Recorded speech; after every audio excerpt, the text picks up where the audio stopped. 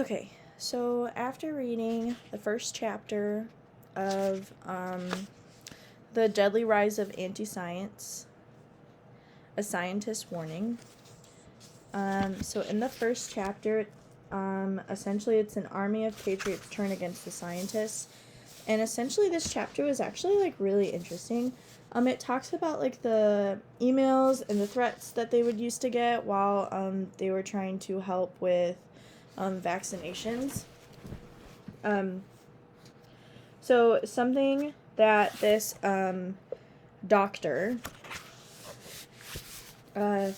says here, it says, my Sunday writing topics, vaccine diplomacy, the role of vaccine science collaborations in promoting international relations, combating pandemic threats through global vaccinations, vaccines and other interventions from neglected tropical diseases linked to human poverty, and of course combating anti-vaccine activism.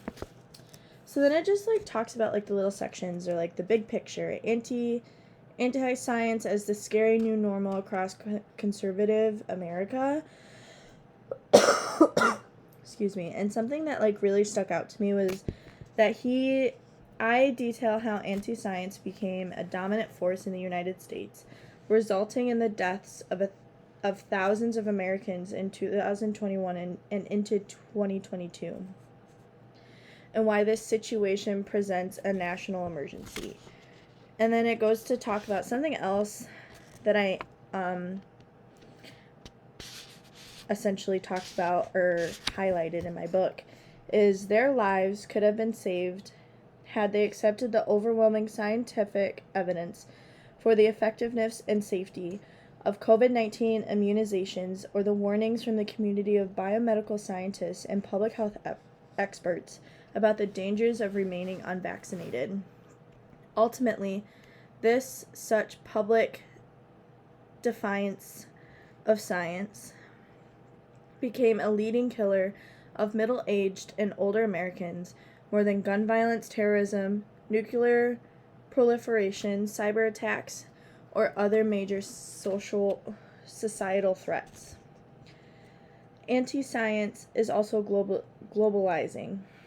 Currently a dominant killing force in the United States, anti-science has also expanded northward into Canada and now pervades Western Europe as well. And then it talks about new and tragic beginnings. He says, as both a pediatrician scientist who develops vaccines and a parent of an adult daughter with autism and intellectual disabilities, I have had a front row seat on the modern anti-vaccine movement in America.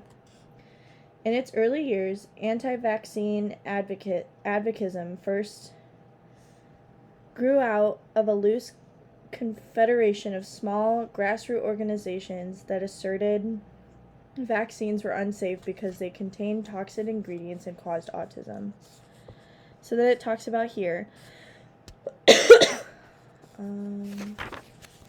Some of the same anti-vaccine organizations also began to target specific ethnic groups, including the Somali immigrant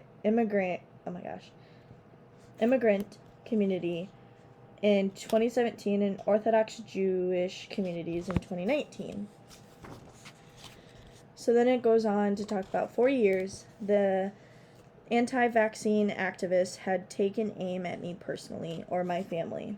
Their leaders publicly accused me of being a pharma shill, claiming that I defended vaccines for financial gain, when in fact I took no money from the pharmaceutical industry. So then it also says right here, one of the leaders of the disinformation dozen even publicly labeled me as the OG villain. I had to look it up. It meant I was the original gangster, all because I defended vaccines, explained why they did not cause autism, and how they processes leading to autism began during pregnancy through the action of specific genes, and epigenetic events. So then, after the Rachel book, harassers eventually went beyond threats on the internet and progressed to some very unpleasant and even menacing face-to-face confrontations.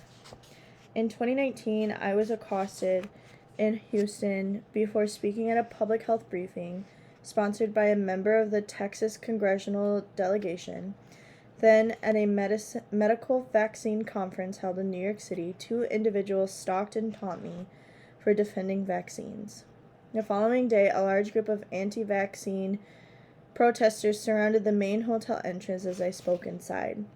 It was ironic that a decade earlier I had spoken at the same hotel about efforts to provide mass treatments for the world's neglecting tropical diseases, sharing the stage with President Bill Clinton at a meeting of the Clinton Global Initiative. Now, instead of receiving public adulation, my work in biomedical sciences was an object of dispersion or vilification by extremist groups. I found this extremely demoralizing given that I had devoted my life's work to science for the benefit of humanity.